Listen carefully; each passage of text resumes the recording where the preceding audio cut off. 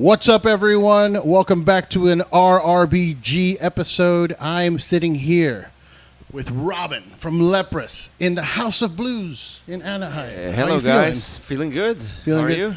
Good. We were just saying, I was going to tell you the story, but I've had a podcast before where I recorded, and I forgot to record the audio of myself. I got the guest, but not me. Ah, really?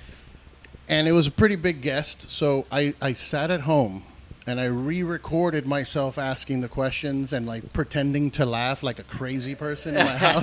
Like, oh, ha, ha, ha, very funny. And like nobody noticed, thankfully. But yeah, those are the struggles sometimes when you forget to hit record. Yep. Certain things. So you guys are on a big, massive tour. I mean, how long has it been since you've been in the States? We were last here in 2022, so not that long. Oh, not that long. What's it, 21? I think I saw you guys. Actually. Was it with the Ocean, maybe? Well, we did the one with the Ocean, and then in March or something, in 21 or 22. I honestly cannot remember at this point. And then we did one with Apocalyptica later in the same year. Oh, okay. Yeah, I went to the one with the Ocean. It was literally down the street from my where I live. Oh, cool, I walked over to the venues. I was very excited. And my buddy was actually, I think, doing merchandise for you guys. Isn't Billy? You know Billy? Billy O is a homie. Oh, yeah, he's my shout homie. out Billy O. Shout out Billy. That's awesome, a good homie. Yeah, for sure. So how many dates have you been on so far? I think we've done like 18 shows now. And 18? 18, and we have 7 left or something like that. Wow, yeah, okay, we're doing 26, so that doesn't add up. We must have done 19 and have 7 left. Yeah. Nice. Yep. How's the reception been? How's the turnouts been for you guys? It's been pretty good. Most places we've had more people than we've ever had, which is good. There's like always, of course, been a few like cities where we kind of hit the city at the same time as 3 festivals and 2 other prog shows, and then it's like, why don't we get more people here? But in general, we've been doing really well. Been growing since last time. Nice. So yeah, that's important. I mean, last time you weren't headlining. This time you're headlining. Well, with the Ocean we were headlining. That's the last headline tour. Oh, that was your last headline tour. Okay. So since that, our numbers are going up, which is what we want. So yeah. So this tour is in support of the latest album, which is Melodies of Atonement. Yep.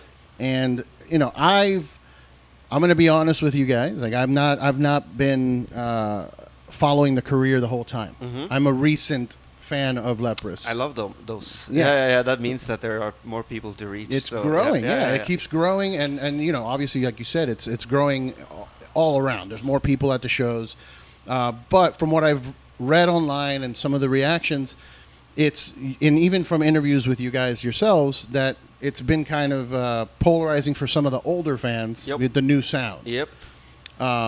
But how do you feel about that exchange of, well, we're going to lose a few of those hardcore old school fans, but we're going to gain a lot more new fans? I mean, first of all, there's no guarantee for that the new ones are coming in. But I mean, to be honest, I don't think we ever consider that. To be honest, it does sound maybe a bit weird, but I mean, you would never do a job like we are for the money. You'd be really stupid if you did this for the money. You're not doing this for the money and the fame and the women and the drugs. But so basically, it's just we just decided a long time ago that we just have to make the music we want to make, and then if people like it or not, that's kind of not up. That's out of our hands.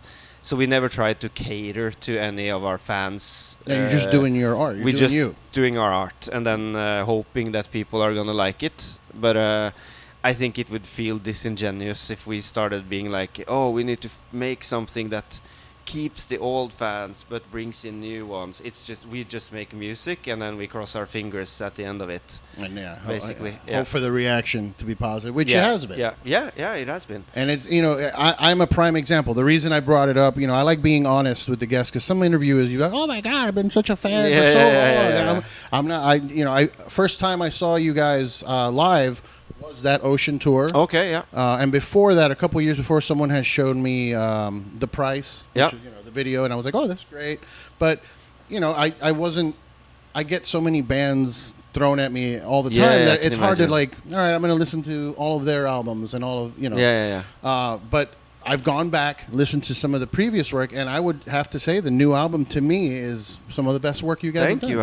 I do agree. Yeah. I mean, it's always gonna be the the newest album is most likely gonna usually feel the most closest to home, kind of to an artist or a band or whatever, and like throughout the years our musical taste changes.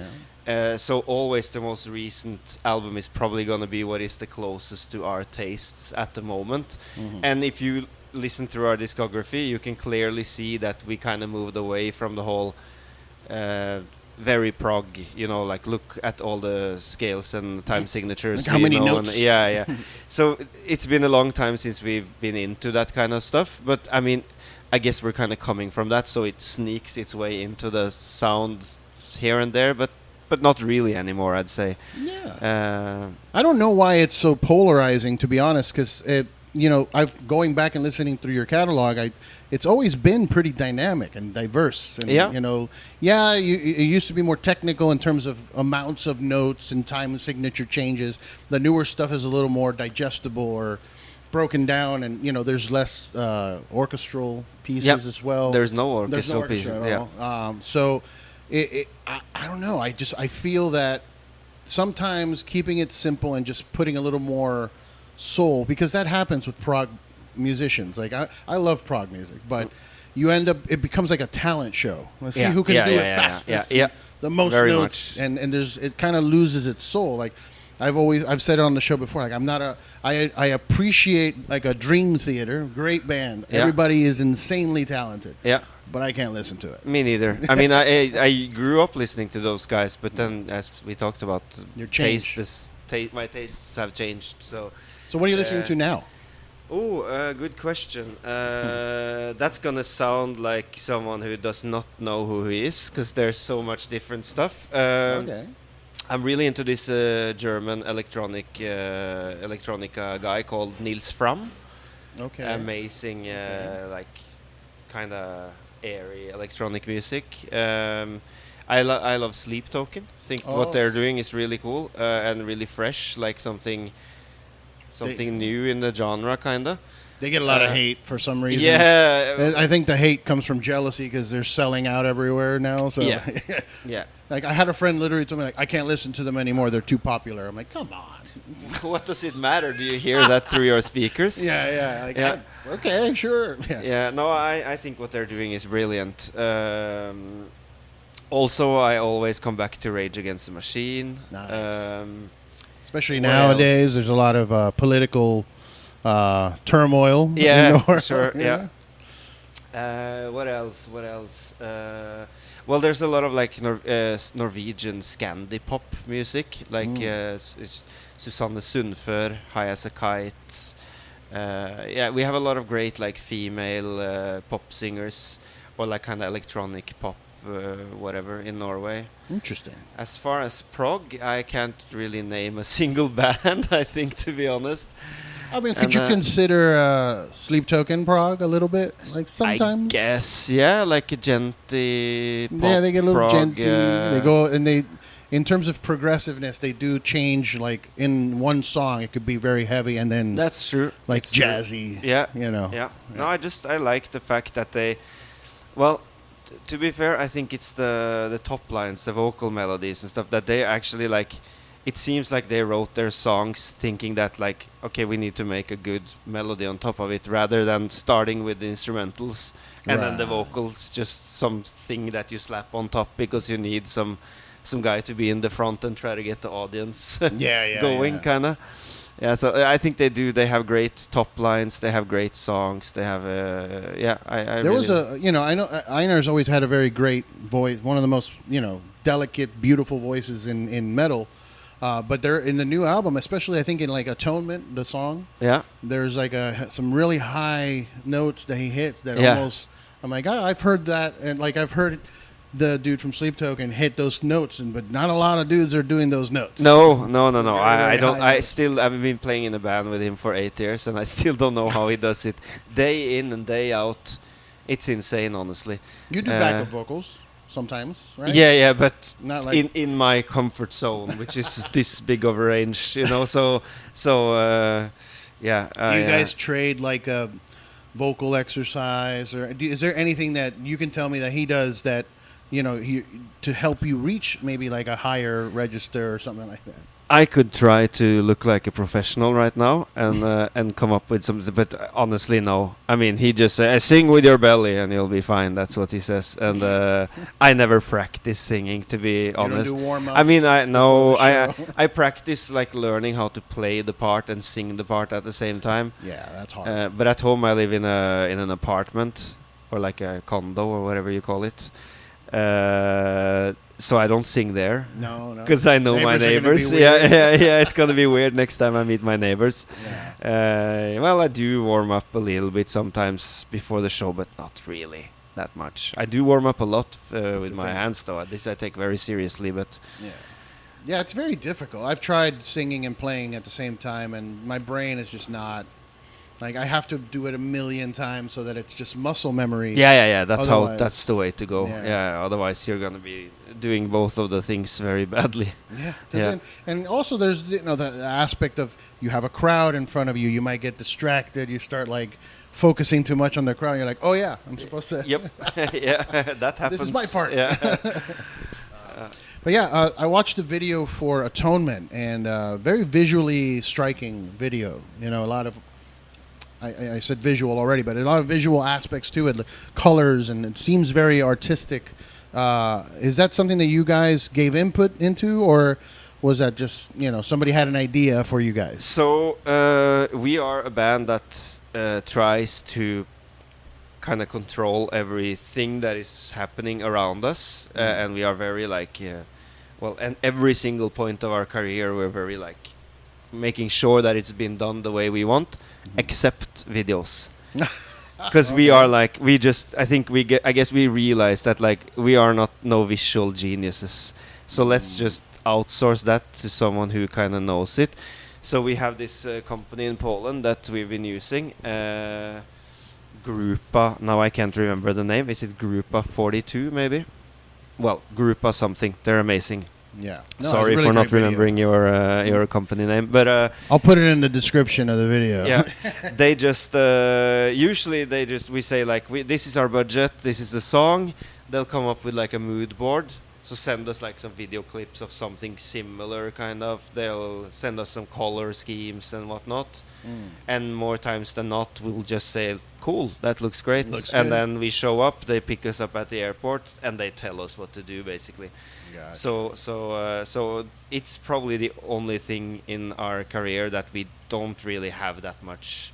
I mean, if we wanted to have opinions about it, we could say no like this, but we just realize that there are people that are much better than us at the visual part of the game. Yeah, that's good. That's good. It takes a lot off of your plate, so you can focus more on the actual music. Because I do know a lot of some of them, the people that are very controlling in that sense, where they want everything about it, the visuals, the artwork on the CD, all that stuff is all.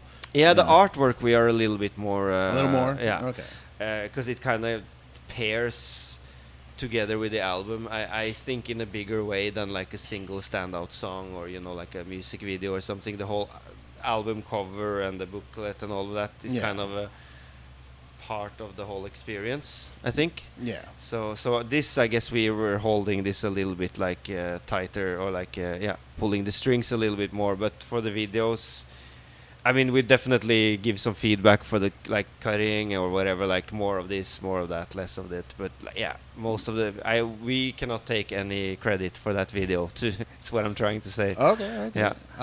So I was going to ask, because it seems like watching it gave me live show energy, where you can, you see the panels of the screens with the colors, and you guys are in front of it. Is it something that you guys are considering to kind of up your live show production to match kind of that artistic style? Well, we have a bunch of plans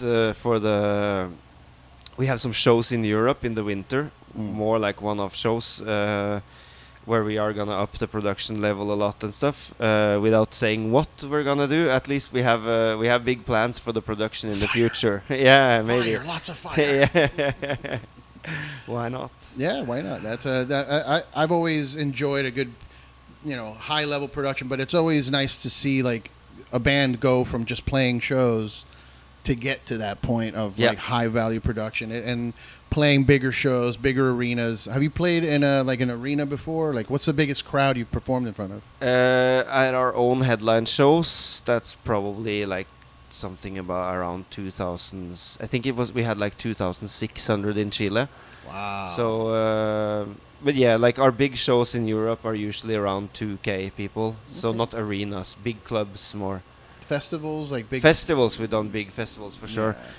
Those are, I mean, when I've seen some of the European festivals, I get so jealous because we don't get anything that. You don't cool have that here? No, not like that. I mean, we get like Not Fest maybe once in a while, but like there's some big shows like the one that happens in France. Hellfest. Yeah, that's insane. It's like every band I grew up, every band I listened to, everybody's all together. I'm like, we don't get that over here. No, but I mean, Hellfest is the most insane lineup every single year, though. They have everything. Everybody's there. Like people I didn't know were still doing music. They're on there. Yeah, but they're also really good at booking young and upcoming bands. I think because a criticism I would like to give to like a lot of the European festivals is that they rely too heavily, I think, on like the used to be big bands, like Megadeth or Iron Maiden, Judas Priest, good bands, don't get me wrong, but it's like at some point these guys are gonna retire, and by that time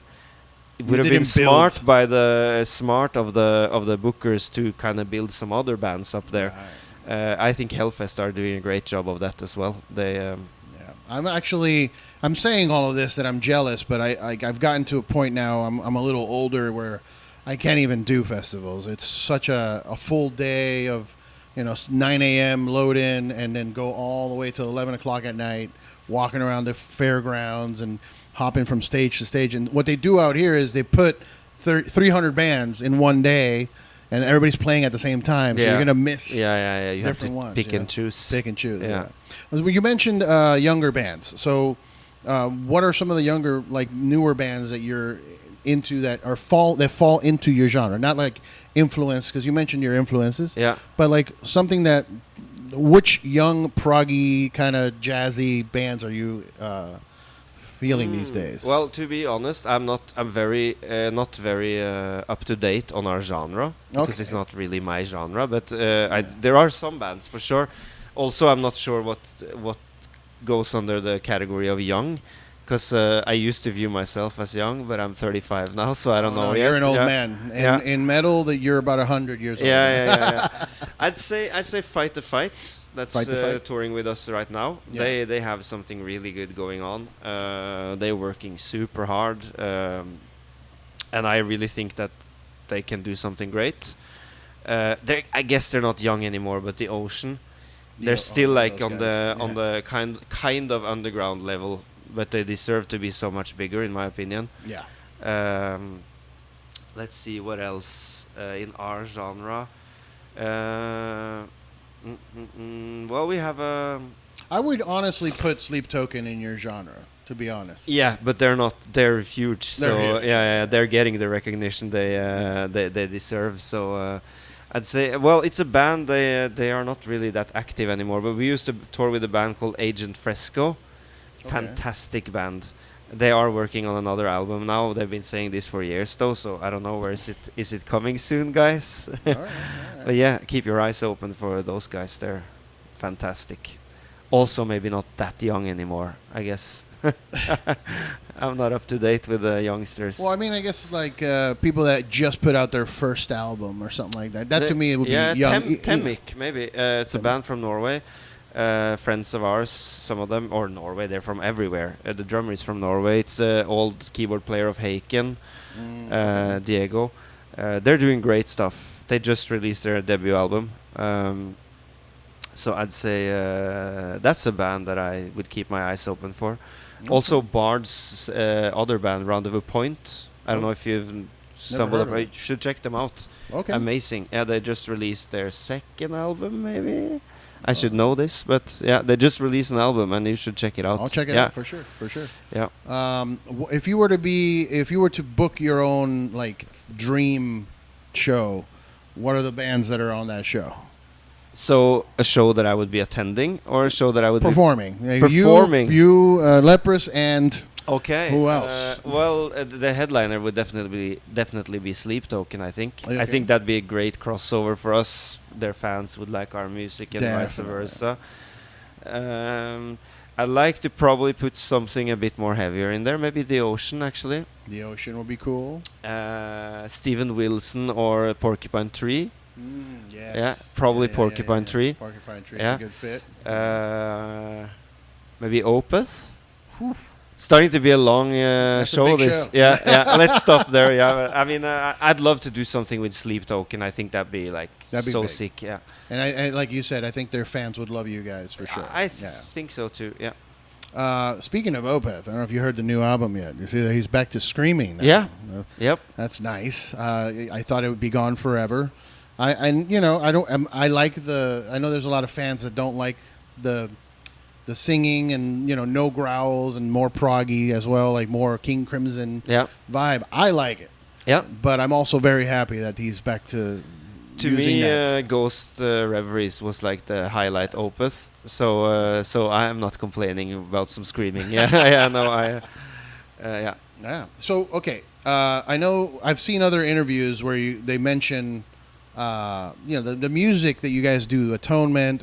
It's all melancholy and sad, but you guys are not that sad. You're living your life. You're touring. You're putting out albums. The band is growing. Yep. So, what is it about Norway and Scandinavia and all that breeds such dark music? Because most of you get a lot of black metal and death metal from over there.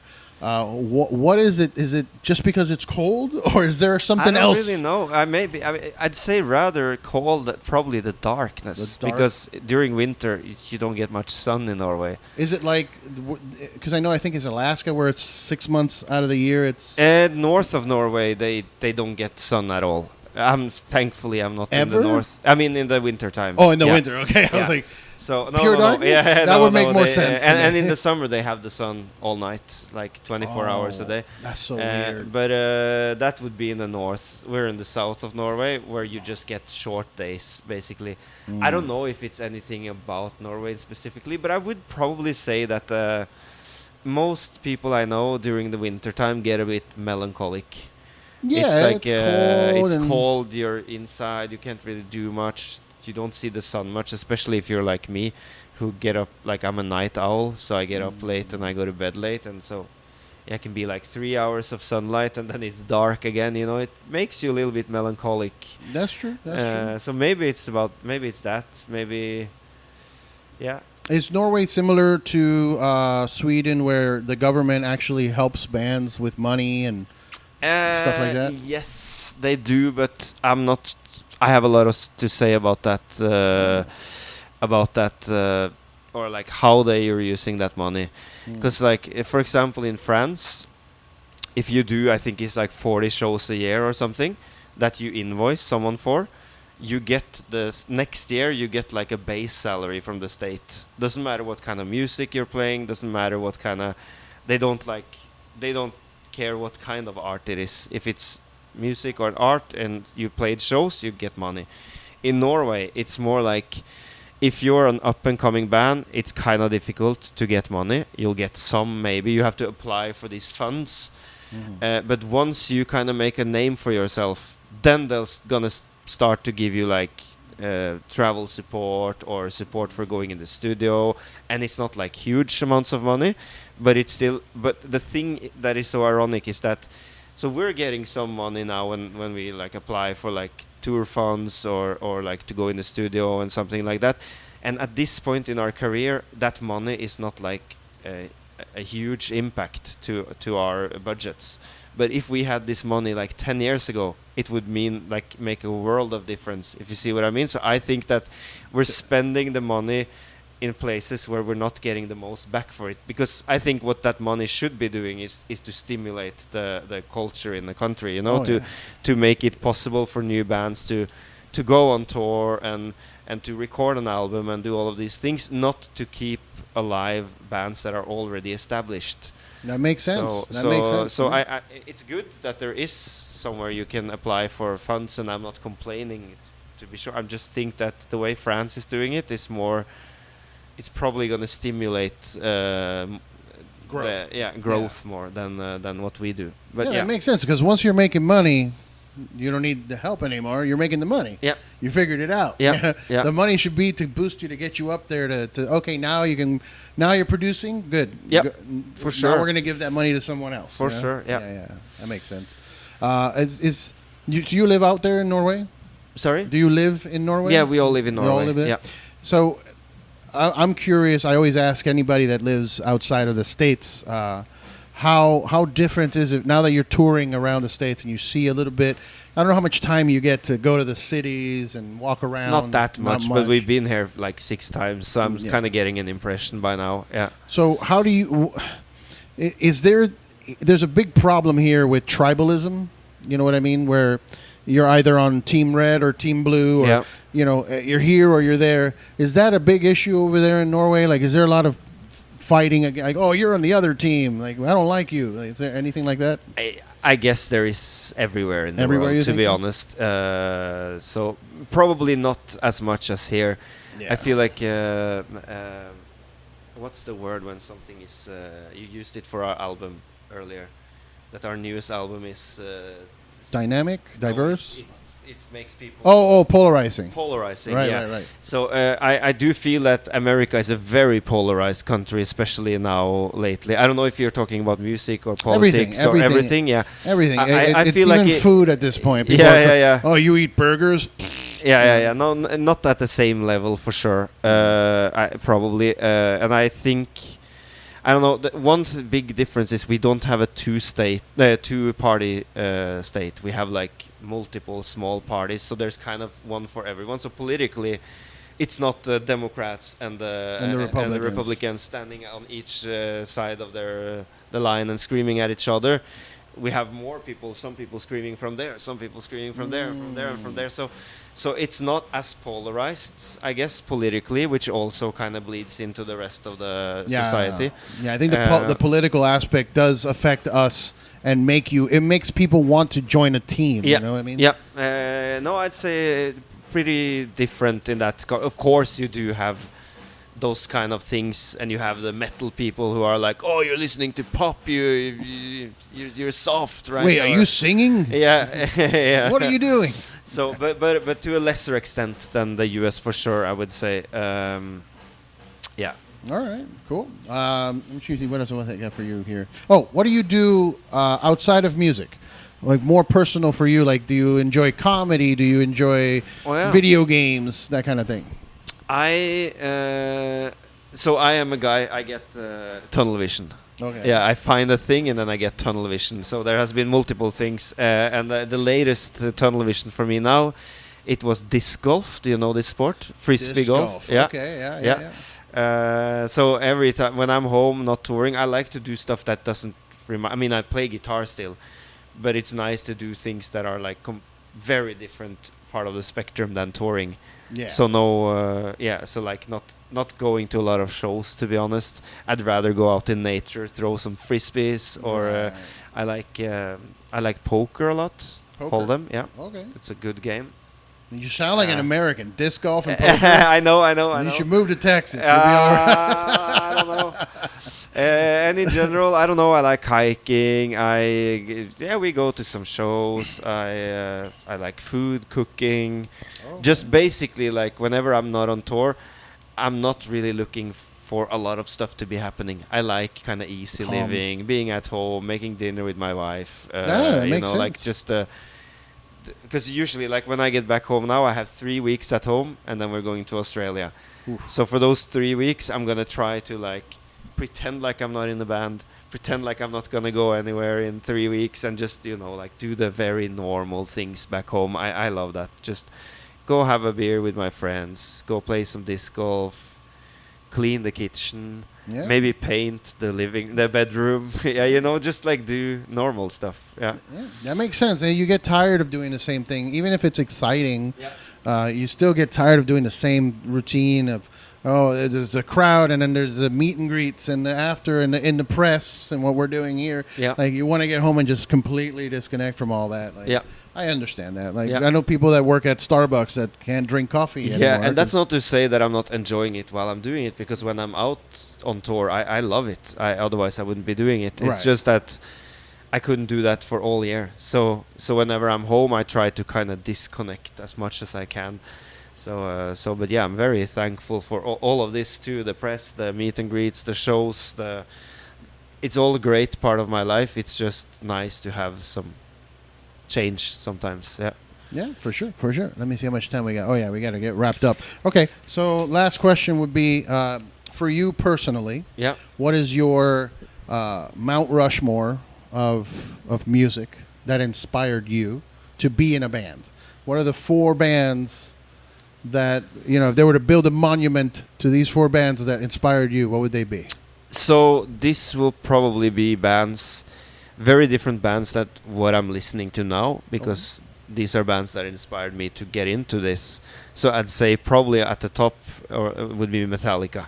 Metallica, okay. Yeah, I found Metallica through actually a guy 2 years older than me. Every time I had to go to school, I went through his front yard, and he'd be in the window of his room saying like, "Hey, Robin, listen to this." And he would play me Metallica solos every day, and I was like, "This guy is so fucking cool. I want to be like him." So actually, maybe him, Lars, his name. Yeah, he should be on the Mount Rushmore. Okay. No, he was playing me Metallica stuff, so I got hugely into Metallica. And his name was Lars. What a coincidence. Yep.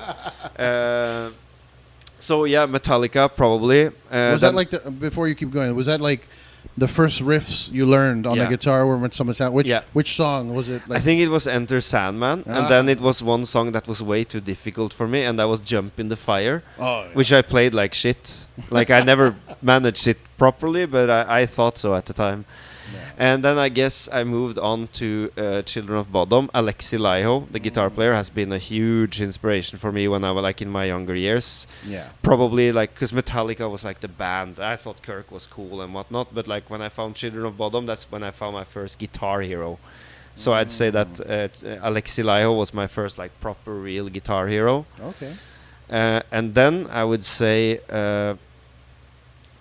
Well, I don't know. Can I have 5 on my Mount Rushmore? Because then I have to mention Dream Theater and John Petrucci. Okay. They got me into prog. They got me into the technical part of, well, also Alexi, but even more with Dream Theater. Yeah. And then I found John Mayer. John Mayer. Yes. Wow. Maybe my favorite guitar player of all times. Okay. And I found this blues trio, and I was like, "Holy shit, this guy can play!" Because I thought he was just this like a pop singer, pink for the ladies. But then I was like, "Whoa, this guy can play!" I was like, "I need to get a Strat." I got a Strat. I eventually sold all my like Ibanez guitars and stuff like that. Bought more Strats and Telecasters. So John Mayer was like maybe one of the biggest turning points for me. And then after that, there's a ton of like blues players and fusion players and stuff that I've been listening to. But I guess like the last guy that should go on my Mount Rushmore is guitar player called Derek Trucks. Okay. I think he used to be in the Allman Brothers actually. He's a slide player. Okay. So he plays slide guitar almost exclusively, and when I found him like a couple of years ago, that's like I haven't really had that like this guitar player is my god feeling in my 30s or like late 20s. But when I found him, I was like, this just blew my mind and made me play with a slide guitar and kind of opened up my vocabulary a lot. Have you used that on the? Yeah, I've probably like half of the guitar parts on the new album, or like not half, maybe 30% of them. Nice. So a lot of slide guitar on the new album. You'll see on the show today. Yeah, for sure. And this is really like the latest epiphany I had was slide guitar and how that kind of frees you from the semitones, basically. So you get to phrase everything way more freely and fluidly. Yeah. So this and not many people does it in metal music. No. So I can't name too many. I know that my buddies in Poison the Well, their last album before they retired was well, they're not retired, but before they stopped making new albums, make some more music. They incorporated slide guitar. Ryan ended up bringing in slide, and it's more of like a hardcore band. Yeah, like punk cool. hardcore. I don't know if you've heard Poison the Well, but no. Check them out. Their last album, mostly slide guitar, Tropic Rot. I think he introduced it in the album Versions, and then the Tropic Rot was where like that was where almost all the album has it. So it's okay, really good stuff. But yeah, it's not a lot of people that do it, so that's cool. Yeah. That's so really cool. so yeah, Derek Trucks. Shout out to him. Shout out to him. He's never gonna see this, but no one's gonna see this. I hope they will. Someone will. Yeah, for sure. Well, dude, thank you so much for your time. Thank you for having me. Absolutely. Appreciate it. Please go see Leprous in your town. I know they're hitting. A lot of my listeners are from Florida. I think you're doing the last show is Florida. Last show is Florida. Yeah, go see them in Florida. And we might even have plans of coming back to the US pretty soon without saying more than that. Okay. So keep your eyes open. Keep your eyes open. More tours coming. Pick up the new album, Melodies of Atonement. My mouth is all swollen still. Melodies of Atonement. And yeah, thanks for listening. We'll see you next time.